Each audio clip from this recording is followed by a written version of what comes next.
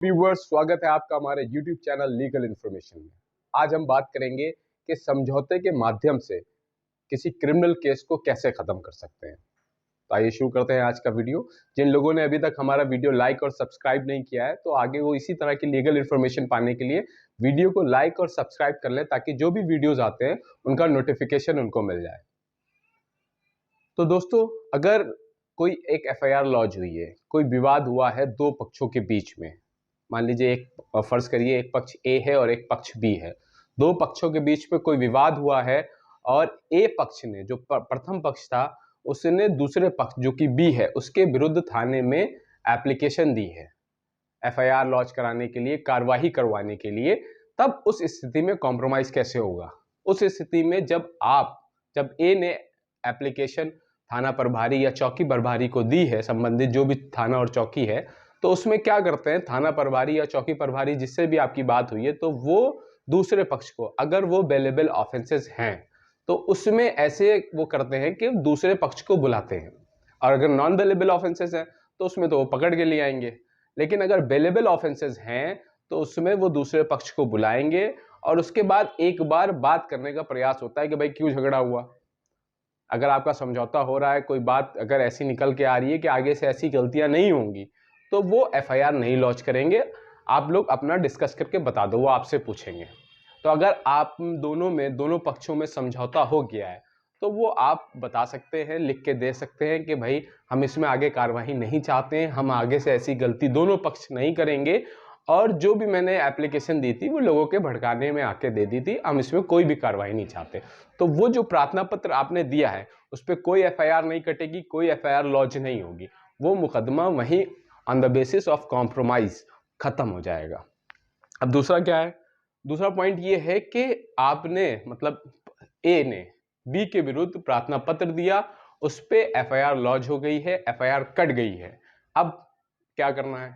अब क्या होगा कि उसमें एक इन्वेस्टिगेशन ऑफिसर नियुक्त होंगे जो उस क्राइम का इन्वेस्टिगेट करेंगे कि इसमें क्या घटना हुई है, कौन आरोपी हैं, है ना। तो वो पूरी प्रोसेस करेंगे। तो उस टाइम पे अगर आप दोनों पार्टीज में FIR लॉन्च होने के बाद दोनों पार्टीज में कोई कॉम्प्रोमाइज हो गया है, कोई ऐसी स्थिति आई है कि दोनों पार्टीज अब मुकदमा नहीं लड़ना चाहते हैं और कॉम्प्रोमाइज हो गया है, तो आप आईओ को एक कॉम्प्रोमाइज लेटर, एक नोटरियल लेटर या अपने बयान के माध्यम से आप आयोग को सूचित कर सकते हैं, उनको अपना बयान लिखा सकते हैं। तो उस बेसिस पे, उस कॉम्प्रोमाइज के बेस पे आयोग महोदय उस मुकदमे को खत्म कर देंगे, उसमें फाइनल रिपोर्ट माननीय न्यायालय में प्रेषित कर देंगे। तो इस तरह से जब FIR कट जाती है तो उसके बाद समझौता इस प्रकार से होकर वो मुकदमा खत्म हो जाता है। अब तीसरी बात करते हैं। तीसरी बात यह है कि मान लीजिए कि FIR हुई, प्रार्थना पत्र दिया, FIR लॉन्च हो गई और उसमें इन्वेस्टिगेशन के बाद चार्जशीट आ गई।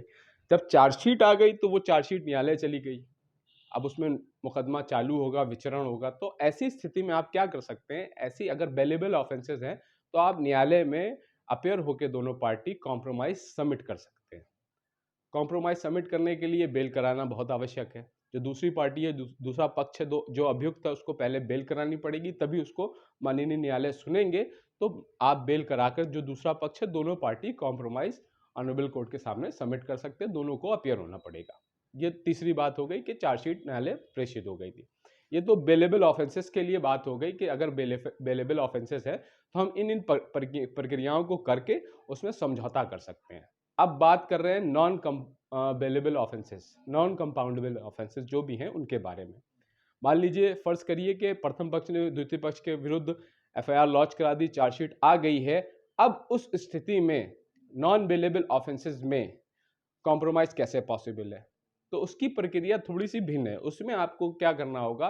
पहले आपको बेल करानी पड़ेगी। जो भी मुकदमा होगा बगैर बेल कराए आप उसमें अपनी बात नहीं कह सकते। पहले ऑनरेबल कोर्ट के सामने जाके आपको बेल करानी पड़ेगी, फिर अपनी बात कहनी पड़ेगी। अगर कॉम्प्रोमाइज हो गया तो आफ्टर बेल उसमें क्या होगा? कॉम्प्रोमाइज नहीं दाखिल होगा, उसमें हॉस्टाइल होगा।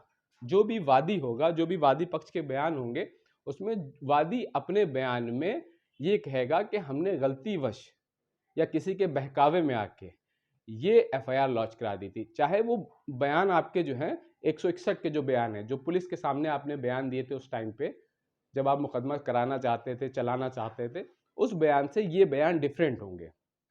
तो आपको उसमें हॉस्टाइल होना पड़ेगा और ये कहना पड़ेगा कि मैंने ये मुकदमा भड़कावे में आके या फिर किसी ऐसी मतलब चीज़ में आके, बहकावे में आके मैंने ये मुकदमा दाखिल कर दिया था, लेकिन ऐसी कोई घटना कारित नहीं हुई है।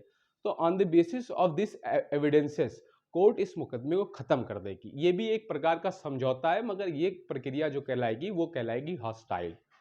और इसकी एक प्रक्रिया और भी है कि आप ऑनरेबल हाई कोर्ट का रुख कर सकते हैं। अगर नॉन कंपाउंडेबल ऑफेंसेस हैं तो आप माननीय उच्च न्यायालय में दोनों पार्टीज को जाना पड़ेगा। उसमें 482 सीआरपीसी के अंतर्गत आपको पिटिशन फाइल करनी पड़ेगी और दोनों पार्टीज एफिडेविट दे सकती हैं।